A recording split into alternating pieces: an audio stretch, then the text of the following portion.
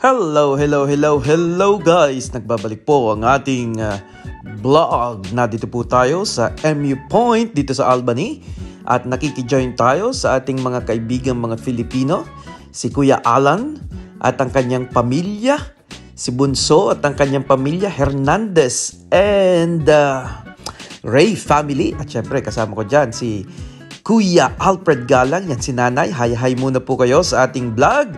At ito po ang tinatawag na Aussie Picnic by the Beach. Yan, titignan ko ano bang niluto dyan. Ngayon nga pong araw na ito ay Boxing Day. Nang dumating ako dito sa Australia, iniisip ko ano itong Boxing Day.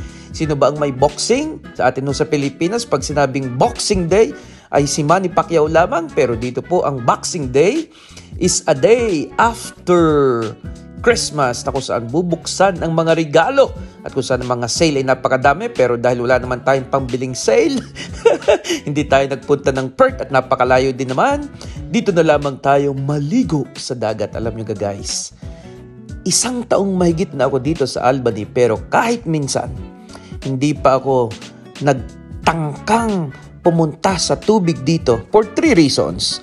Malamig, takot ako sa shark, at ikatlo, ang pinakamahalaga, hindi ako marunong maglangoy. But today, ngayong araw na ito, Boxing Day, maliligo po ako for the first time. Kaso nga lamang, hindi ko na video dito sapagkat mababasa ang aking phone. At dito po sa may medyo malalim na ito, danger, deep water, dyan po ako nagtampisaw. Kahit hindi marunong maglangoy, lumubog-lubog ng kaunti, kita nyo ga, para itong pier, sabi ka, kung may isa ka dyang ganong yate, ay talaga namang mayroon po dong isang meron dong isang bakante, sabi ni Kuya Alan, ipaparada na daw niya doon ng kanyang isa. Ayan, kita nyo nga po, ngayon ay summer, dito ng December, at halos lahat ng mga taga rito ay nagkakaroon ng picnic. Hindi ko na po maipakita, medyo malayo. Kita nyo po, yan, nakatatlong pabalik ng palayo ang aming mga sasakyan dahil inahabol na ng high tide. Sabi ko kay Kuya Alfred, ano gang iyong pinagninilayan diyan? At kanya nga pong pinagninilayan kung maliligo siya o hindi. Sabi nga po doon sa mga nakikita ko sa TikTok. Sa TikTok, abay, 3 araw na hindi pa naliligo dahil wakarasyak. Sorry. Dahil napakalamig. Eto nga po, ako ang unang kumain. Alam niyo ga, paborito ko dito sa Australian kainin ay iyang squid nila. Masarap. Ayun, may mga aso pa. Ito pong beach na ito ay dog friendly. Kita nyo naman, parang Boracay din lamang ang tubig.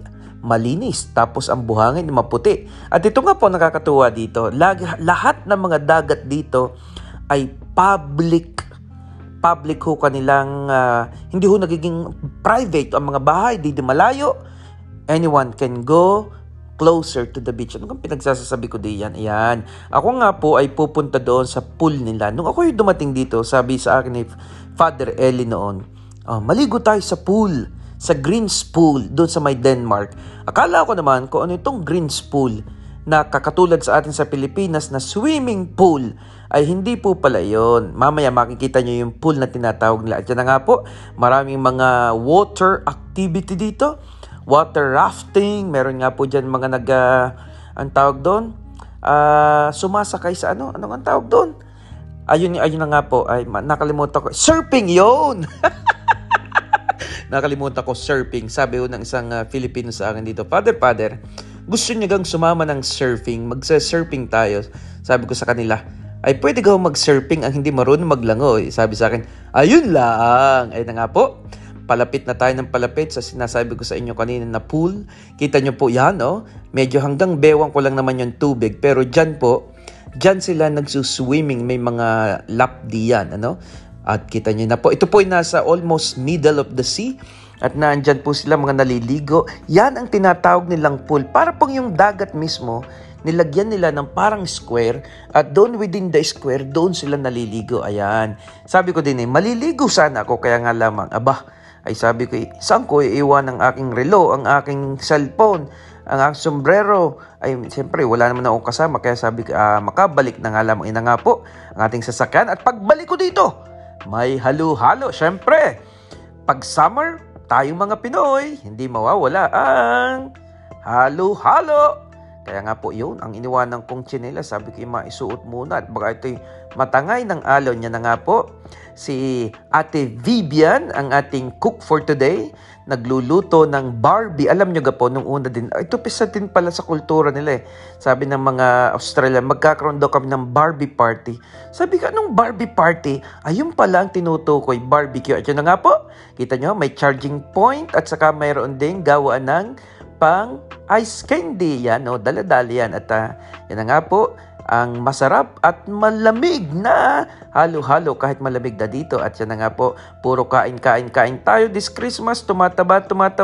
Ay na nga po, sabi ko, bakit nakarating dito si Clarkson? Yan po si Bunso. At tagali pa po yan, Batanggenyo. At talaga pong sabi ko, dito pa tayo nagtagpo ang kapwa Batanggenyo sa Australia. At yun na nga po, matapos ang naligo ako, nagbihis, ay pag-uwi ko sabi ni Padre Job, abay tumataba ka na, tayo mag-gym. Ay yun na nga po, papawis muna tayo ng kaunti at marami pa tayong kakainin sa pagdating ng bagong taon. Muli po, Merry Christmas and Happy New Year! Please subscribe!